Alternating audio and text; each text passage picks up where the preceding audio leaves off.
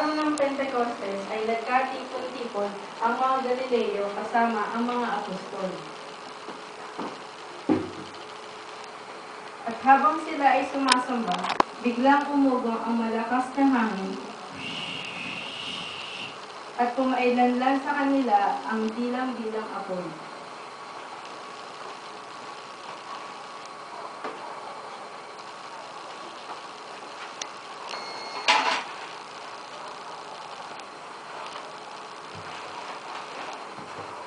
At sila'y nagsipagsalita ng iba't ibang wika na kaloob sa kanila ng Espiritu. Ang mga taga-ibang nayon na naroon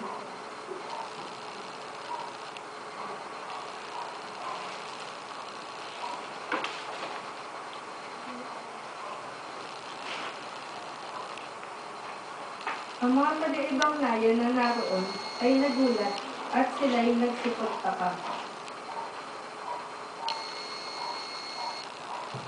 What are they doing? As far as I know, they are all Galileans. How come that they could speak our language? Look like they're drunk. Yeah. No, listen. Listen everyone.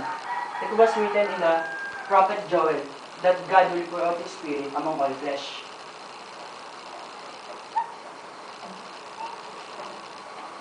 Si Felipe ang nagpapahayag ng mabuting balita at ang mga Samaryano kasama si Simon ay naniwala.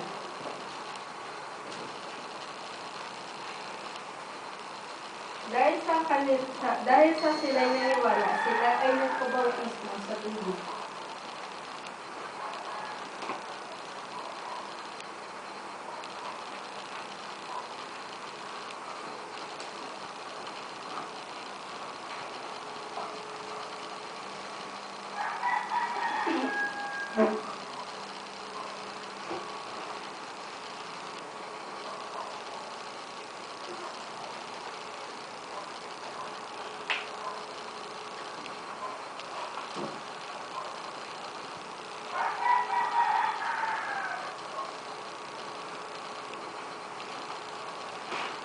Dahil hindi pa sila nababautismohan ng Espiritu, dumayo si Pedro upang ipanalangin sila nang sila ay mabautismohan ng Espiritu.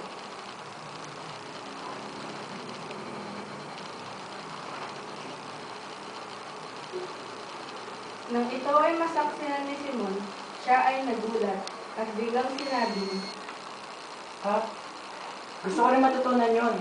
Gusto ko rin na matutunan kung paano yung ginagawa niyo na yun. Na kapag ka inilagay ko yung aking kamay sa kanilang ulo, ay makaka-receive din sila ng banal na Espiritu. Bibigyan kita ng pera para matutunan ko yun. Nagkakamali ka, Simon. Hindi nakukuha ng pera ang bagay na nasasakyan mo ngayon.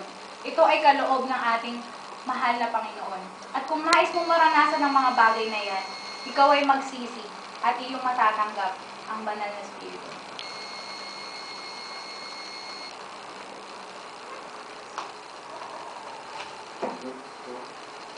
Nakupo lamang ang mga Hentil kasama ang mga Hudyo habang sila'y nakikinig sa pahayag ni Pedro ng mabuting salita nang sila'y biglang napuspos ng banal na Espiritu at nagsipagsalita ng iba't ibang wika. Sa nangyari ay nagulat at namangha ang mga Hudyo.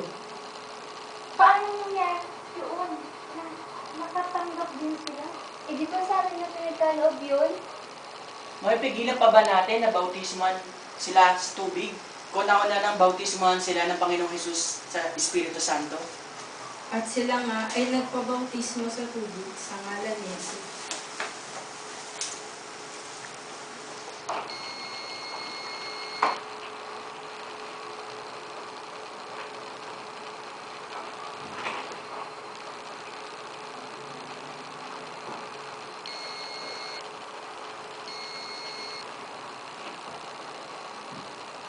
Habang tinatahak ni Pablo ang daan papunta sa Efeso, ay natagpuan niya ang ilang alagad at siya'y nagtanong.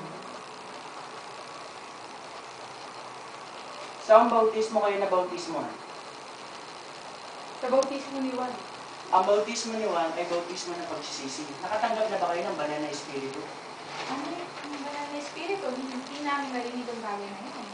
Kung gayon, kailangan yung mabautismohan sa pangalan ni Jesus at makatanggap ng banal na espiritu.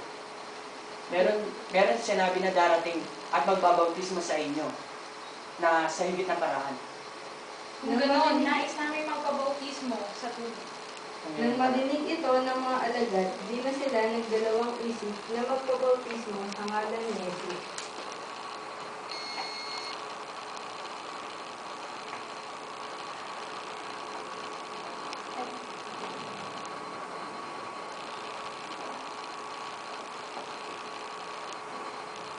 At nang ipatong ni Pablo ang kanyang kamay sa kanila at itinagdasal, sila ay nakatanggap din ng banal na espiritu.